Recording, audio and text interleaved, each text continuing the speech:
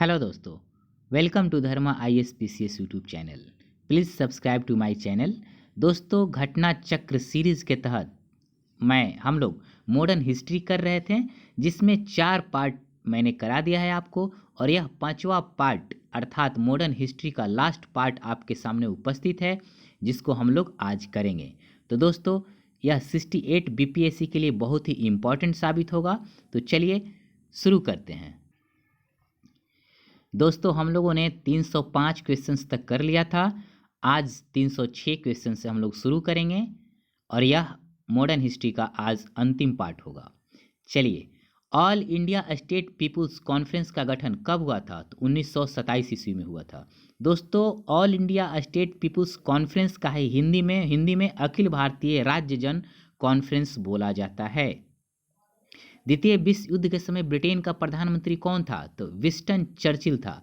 दोस्तों, द्वितीय विश्व युद्ध का समय काल 1939 से 45 था, जबकि चर्चिल का काल 1940 से 1945 तक था। नाउ और नेवर पैम्पलेट किसने लिखा? तो रहमत अली ने लिखा था। पाकिस्तान के अलग राज्य आंदोलन का नेतृत्व किसने किया था? तो मोहम्मद अली जिन्ना ने किया था। दोस्तों, मोहम्मद अली जिन्ना ने 1940 के लाहौर अधिवेशन में भारत से अलग एक मुस्लिम राष्ट्र पाकिस्तान की मांग की थी। मुस्लिम लीग द्वारा पाकिस्तान की स्थापना की मांग करने वाला प्रस्ताव कब पारित किया गया? तो 1940 में लाहौर अधिवेशन में। वैयक्तिक सत्याग्रह किसने प्रारंभ किया? तो विनोबा भावे पहला सत्याग्रही थे। दोस्तों, यदि आपसे पूछेगा कि वैयक्तिक सत्याग्रह का दूसरा सत्याग्रही कौन था, तो इसका आंसर जवाहरलाल नेहरू होगा। 17 अक्टूबर 1940 को व्यक्तिगत सत्याग्रह आरंभ किया गया। विनोबा भावे प्रथम सत्याग्रही थे और जवाहरलाल नेहरू दूसरे सत्याग्रही थे। वैयक्तिक सत्याग्रह आंदोलन के समय प्रथम सत्याग्रही कौन थे? विनोबा भावे। रिपीट क्वेश्चन है। सर्वोदय शब्द का सर्वप्रथम किसने प्रयोग किया? तो महात्मा गांधी जी ने किया। दोस्तों, सर्वोदय शब्द का अर्थ होता है सबका उदय, अर्थात सभी का, सभी जीवन के सभी पक्षों का उदय। किसकी दृष्टि में क्रिप्स प्रस्ताव एक टूटते हुए बैंक के नाम, एक उत्तर दिनांकित cheque, post dated cheque upon a crashing bank था? तो जवाहरलाल नेहरू के नज़र में। भारत छोड़ो आंदोलन का नेतृत्व किसने किया था? दोस्तों, भारत छोड़ो आंदोलन का नेतृत्व किसी एक नेता ने नहीं किया था, बल्कि यह स्वतः स्फूर्त शुरू हो गया था, क्योंकि 9 अगस्त 1942 को भारत छोड़ो आंदोलन शुरू हुआ।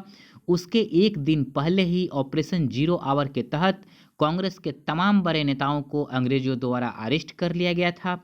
इसलिए जनता जो जहां थी, अपने दम पे इस आंदोलन को शुरू हुआ और एक तरह से इसको स्वतः स्फूर्त आंदोलन के तौर पे माना जाता है। इसलिए इसका आंसर डी होगा, इनमें से किसी ने भी नहीं। भारत छोड़ो आंदोलन कब प्रारंभ हुआ? तो 9 अगस्त 1942 को। करो या मरो का संबंध किस आंदोलन से है? तो दोस्तों, भारत छोड़ो आंदोलन से संबंधित है। करो या मरो का नारा महात्मा गांधी ने दिया था। 6 जुलाई 1942 को वर्धा में महात्मा गांधी ने कांग्रेस की कार्यकारी समिति में अपने भारत छोड़ो आंदोलन की चर्चा की। तब उस समिति के अध्यक्ष कौन थे? तो मौलाना अबुल कलाम आजाद थे। भारत छोड़ो आंदोलन के समय इंग्लैंड के प्रधानमंत्री कौन थे? तो चर्चिल थे। भारत छोड़ो प्रस्ताव पारित होने के बाद गांधी जी को कैद किया गया था। कहाँ कैद किया गया था? तो आगा खान पैलेस में। भारत छोड़ो आंदोलन में उत्पन्न दंगे किस क्षेत्र में सबसे अधिक व्यापक रहे थे? तो दोस्तों, बिहार और संयुक्त प्रांत को ही वर्तमान में उत्तर प्रदेश के नाम से जानते हैं। तो बिहार और संयुक्त प्रांत इसका आंसर होगा। डॉक्टर राजेंद्र प्रसाद को 9 अगस्त 1942 को गिरफ्तार करके कहाँ भेजा गया? तो बांकीपुर जेल में भेजा गया। 7 दिसंबर 1942 को श्री योगेंद्र शुक्ला कहाँ लाए गए? दोस्तों, योगेंद्र शुक्ला को बक्सर जेल लाया गया, जबकि ऑप्शन में बक्सर नहीं है, इसलिए इसका आंसर ई होगा। बट जिस समय पूछा गया था उस समय 4 ही ऑप्शन था, ई नहीं था, इसीलिए इसमें कोई भी ऑप्शन सही नहीं है। भारत छोड़ो आंदोलन के दौरान इनमें से कौन हजारीबाग जेल से फरार हो गए थे? तो जयप्रकाश नारायण फरार हो गए थे। 9 अगस्त 1942 को जिन 2 नेताओं को गिरफ्तार किया गया वे कौन थे? तो शिव कुमार और रामानंद को अरेस्ट किया गया था। महात्मा गांधी तथा उनके सहयोगियों की 1942 में हुई धरपकड़ में बिहार में बहुत दंगे हुए। इनमें रेल सेवा पूर्ण रूप से ठप हो गई। इनमें से अधिकतम प्रभावित जिला कौन था? तो पटना जिला सबसे प्रभावित था। जयप्रकाश नारायण को राष्ट्रीय स्तर के नेता की पहचान किस संदर्भ में मिली? दोस्तों, जयप्रकाश नारायण देश में राष्ट्रीय स्तर पर नेता भारत छोड़ो आंदोलन के समय उभर कर आए।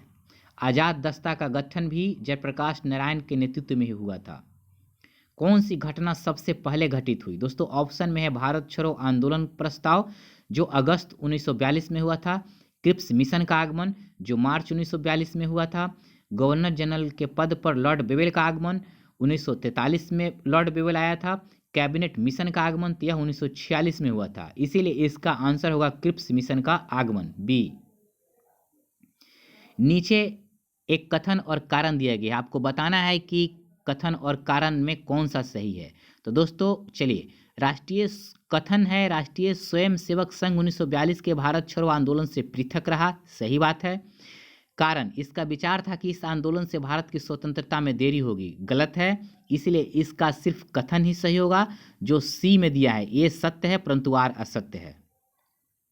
भारतीय राष्ट्रीय सेना की स्थापना किस वर्ष हुई थी? तो 1942 में हुई थी। इनमें से 1945-46 में दिल्ली में हुए आईएनए के मुकदमों के पक्ष में पेश हुए वकील थे कौन? तो भूला भाई देसाई इसका आंसर होगा। दोस्तों, जो आईएनए का जो फौजी जो सिपाही थे उनके जो मुकदमा जो लड़ा गया था उनमें कैलाश नाथ काटजू, सरतेज बहादुर सप्रू और जवाहरलाल नेहरू वकील के तौर पे शामिल थे और भूला भाई देसाई भी वकील के तौर पर ही थे, बट इन्होंने इनका नेतृत्व किया था। आज़ाद हिंद सरकार के निर्माण की घोषणा कब की गई? तो 31 अक्टूबर 1943 को की गई थी। 1943 में आज़ाद हिंद फौज अस्तित्व में कब आई? तो सिंगापुर में आया था। आईएनए किसके दिमाग की उपज थी और किसने इसकी स्थापना की? तो डॉक्टर मोहन सिंह के दिमाग की उपज थी। फॉरवर्ड ब्लॉक की स्थापना किसने की? तो सुभाष चंद्र बोस ने की। फॉरवर्ड ब्लॉक किसके द्वारा स्थापित किया गया था? तो सुभाष चंद्र बोस के द्वारा किया गया था। सुभाष चंद्र बोस के नाम के पहले सम्मान सूचक नेताजी किस देश में जोड़ा गया? तो जर्मनी में जोड़ा गया। दोस्तों, ऐसा कहा जाता है कि सुभाष चंद्र बोस को नेताजी शब्द से हिटलर ने संबोधित किया था। सच्चिदानंद सिन्हा किसके साथ जुड़े हुए थे? तो सच्चिदानंद सिन्हा किसी भी आंदोलन से नहीं जुड़े हुए थे, बल्कि वह भारत के संविधान सभा के प्रथम अस्थायी अध्यक्ष के तौर पर जाने जाते हैं। अखिल भारतीय फॉरवर्ड ब्लॉक की स्थापना के लिए सुभाष चंद्र बोस से कौन जुड़े और आईएनए आंदोलन के साथ भी जुड़े रहे? तो शिलभद्र याजी जुड़े थे। दोस्तों, एक मिलान चिन्ह है जिसको मिलाना है, चलिए मिलाते हैं। बारदोली का संबंध गुजरात से था, चौरा चौरी का संबंध उत्तर प्रदेश से था, यरवदा का संबंध महाराष्ट्र से था, नोआखाली का संबंध पश्चिम बंगाल से था। कैबिनेट मिशन भारत में कब आया? तो 24 मार्च 1946 को आया। ऑप्शन में कोई भी नहीं है, इसलिए इसका आंसर ई होगा। कैबिनेट मिशन की अध्यक्षता किसके द्वारा की गई थी? तो सर पी लॉरेंस के द्वारा की गई थी। इनमें से कौन कैबिनेट मिशन के सदस्य नहीं थे? दोस्तों, Pethick Lawrence, Stafford Cripps, A V Alexander इसके सदस्य थे, जबकि बेवेल इसके सदस्य के तौर पे नहीं थे। वह कौन सा कांग्रेस अध्यक्ष था जिसने क्रिप्स मिशन और लॉर्ड बेवेल दोनों से वर्ताई की? तो अबुल कलाम आज़ाद थे। दोस्तों, अबुल कलाम आज़ाद 1940 से लेकर 1946 तक कांग्रेस के अध्यक्ष रहे थे। अंग्रेजों द्वारा भारतीयों को 1947 में सत्ता हस्तांतरित किए जाने के समय कांग्रेस अध्यक्ष कौन था? तो जेपी कृपलानी था। बहुत इंपॉर्टेंट क्वेश्चन है यह। भारत के विभाजन के समय भारतीय राष्ट्रीय कांग्रेस का अध्यक्ष कौन थे? तो जेपी कृपलानी थे। सन 1947 के भारतीय राष्ट्रीय कांग्रेस के दिल्ली अधिवेशन की अध्यक्षता किसने की थी? तो राजेंद्र प्रसाद की थी। इलाहाबाद में संपन्न कांग्रेस कार्यकारिणी समिति की बैठक निम्नलिखित सदस्यों में से एक सदस्य भारत के नाजीवाद, फांसीवाद तथा साम्राज्यवाद विरोधी निश्चित रुख के कारण जापान के विरुद्ध गुरिल्ला युद्ध की अपनी योजना के पक्ष में बहुमत जुटाने में सक्षम हुए थे, वो कौन थे? तो जवाहरलाल नेहरू थे। नागरिक सेवाओं के लिए प्रतियोगी परीक्षा प्रणाली को सिद्धांतः कब स्वीकार किया गया? तो 1853 में स्वीकार किया गया। निम्नलिखित में से किस अधिनियम के तहत लॉर्ड कॉर्नवालिस को अपनी काउंसिल के सदस्यों को काउंसिल के फैसलों को रद्द करने का अधिकार मिला? तो 1786 एक्ट के तहत कॉर्नवालिस को काउंसिल के फैसले को रद्द करने का अधिकार मिला था। भारत सरकार अधिनियम 1935 ने समाप्त की प्रांतीय द्वैध शासन व्यवस्था। दोस्तों 1935 के एक्ट के तहत प्रांतीय द्वैध शासन व्यवस्था समाप्त कर दिया गया, लेकिन 1919 के तहत प्रांतीय द्वैध शासन व्यवस्था को लाया गया था। कुछ मिलान करना है, चलिए दोस्तों इसको मिलाते हैं। History of the freedom movement in India के राइटर कौन थे? तो ताराचंद थे। History of the freedom movement in Bihar के राइटर कौन थे? तो के दत्ता थे। आनंद मठ के राइटर कौन थे? तो बंकिम चंद्र चटर्जी थे। प्रिसेप्ट्स ऑफ जीसस के राइटर कौन थे? तो राजा राम मोहन राय थे। अवर इंडियन मुसलमान के राइटर कौन थे? तो डब्ल्यू हंटर थे। अमेरिका में फ्री हिंदुस्तान अखबार किसने शुरू किया? तो तारकनाथ दास ने शुरू किया।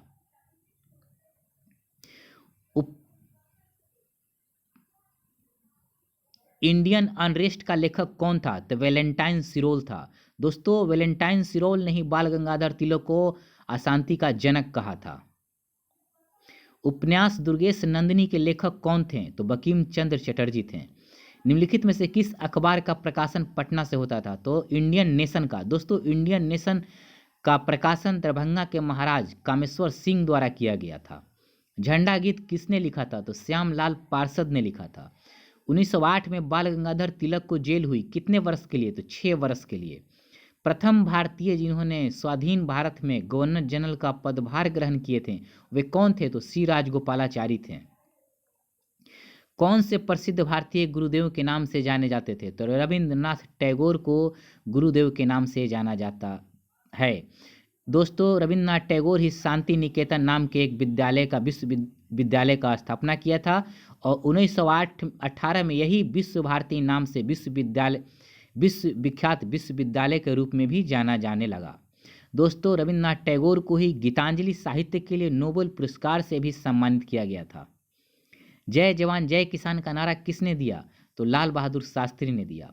किसके द्वारा मंदिरों में प्रवेश के अधिकार की मांग को प्रस्तुति के कारण 1899 में तिरुनेलवाली में भयंकर दंगे हुए थे? तो मारवा। दोस्तों मारवा और नाडार समुदाय के बीच मंदिर प्रवेश को लेकर बहुत बड़े पैमाने पर सांप्रदायिक दंगे हुए थे। भारतीय राजनीति में 1947 के बाद किस महिला ने सर्वाधिक योगदान दिया? तो अरुणा आसफ अली ने दिया। अंतरिम सरकार में वित्त मंत्री कौन थे? तो लियाकत अली खान थे वित्त मंत्री। हम बहुत बड़ी भूल करेंगे यदि हम बिहार की जनता और उसके मंत्रिमंडल को लीग के नेताओं के हिंसक व सभ्य आक्रमणों के आगे आरक्षित छोड़ देंगे। वर्ष 1946 में यह बात किसने कही? तो सरदार पटेल ने कहा था। 1946 में बनी अंतरिम सरकार में राजेंद्र प्रसाद के पास कौन सा विभाग था? तो खाद्य एवं कृषि विभाग था।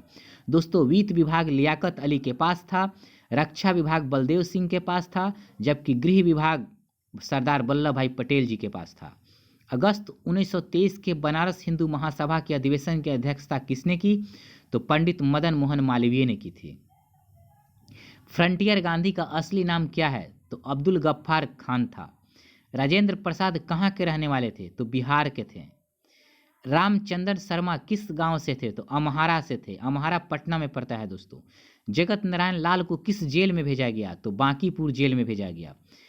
विश्व में शांति और आपसी सहयोग स्थापित करने के लिए नेहरू जी ने कौन सा सिद्धांत प्रस्तुत किया था? तो गुट निरपेक्षता का। गुट निरपेक्षता का तात्पर्य होता है कि जो गुट थे उनसे तटस्थ रहना। दोस्तों गुट निरपेक्ष आंदोलन का पहला सम्मेलन 1961 में बेलग्रेड सम्मेलन में किया गया था। राज्य विभाग की स्थापना किसकी अध्यक्षता में की गई थी? तो सरदार पटेल की अध्यक्षता में की गई थी। स्वतंत्रता पूर्व बिहार में निम्नलिखित में से किस एक वर्चस्वशाली जाति नहीं थी? तो कुर्मी इसका आंसर होगा। देवबंद के उस विद्वान का नाम बताइए जिन्होंने स्वतंत्रता आंदोलन में महत्वपूर्ण भूमिका निभाई। तो अबुल कलाम आजाद थे। स्वतंत्र भारत के पहले भारतीय गवर्नर जनरल कौन थे? तो राजगोपालाचारी थे। किस साल रेगुलेटिंग एक्ट पारित किया गया? तो 1773 ईस्वी में रेगुलेटिंग एक्ट को पारित किया गया था। रेगुलेटिंग एक्ट कब पारित किया गया? तो 1773 ईस्वी में। ब्रिटिश शासनकाल के विकास में कौन सा कानून ऐतिहासिक नहीं था? दोस्तों ऑप्शन पहले देखते हैं। रेगुलेटिंग एक्ट 1773 था, चार्टर एक्ट 1833 था, गवर्नमेंट ऑफ इंडिया एक्ट 1919 था, protection of civil rights act 1955 नहीं था। तो दोस्तों इसका आंसर डी हो जाएगा, protection of civil rights act 1955। Bharat में मीडिया को नियंत्रित करने के लिए एक्ट कब पारित किए गए थे? तो 1835 में पारित किए गए थे, 1867 में पारित किए गए थे, 1878 में पारित किए गए थे और 1908 में पारित किए गए थे। इसलिए इसका आंसर यही होगा ए। भारत की कम्युनिस्ट पार्टी और राष्ट्रीय स्वयंसेवक संघ की स्थापना कब हुआ था? तो दोस्तों भारत में कम्युनिस्ट पार्टी की भी स्थापना 1925 में और राष्ट्रीय स्वयंसेवक संघ की भी स्थापना 1925 में की गई थी, लेकिन जगह दोनों का अलग अलग था। कम्युनिस्ट पार्टी की स्थापना कानपुर में हुआ था 1925 में, जबकि राष्ट्रीय स्वयंसेवक की स्थापना 1925 में नागपुर में हुआ था। Katherine Mayo, Adolf Huxley, Charles Andrews और विलियम डिग्बी के बीच आम रिश्ता क्या था? मतलब क्या कॉमन था इन लोगों में? तो दोस्तों इन लोगों में कॉमन था कि ब्रिटिश शासन के दौरान भारत की हालात पे इन्होंने टिप्पणियां की थी, यही इन लोगों में कॉमन था। दोस्तों आज हमारा मॉडर्न हिस्ट्री का ऑल टू ऑल पार्ट समाप्त हो गया और कल से हम लोग दूसरा पार्ट ले करेंगे। देखते हैं कल मैं आपको बताऊंगा कौन सा पार्ट हम लोग स्टार्ट करेंगे। तो दोस्तों आप मेरे चैनल को प्लीज़ सब्सक्राइब कर लीजिएगा, जिससे आने वाला नोटिफिकेशन आपको जल्द से जल्द प्राप्त हो। दोस्तों हमारी कोशिश होगी कि जितने भी इंटरनेशनल और नेशनल रिपोर्ट हैं वो मैं आपको लेकर आऊं और इकोनॉमिक सर्वे और बजट भी आपके लिए बहुत ही संक्षिप्त में लेकर आऊं। तो दोस्तों चलिए फिर वीडियो देखने के लिए आपको बहुत बहुत धन्यवाद।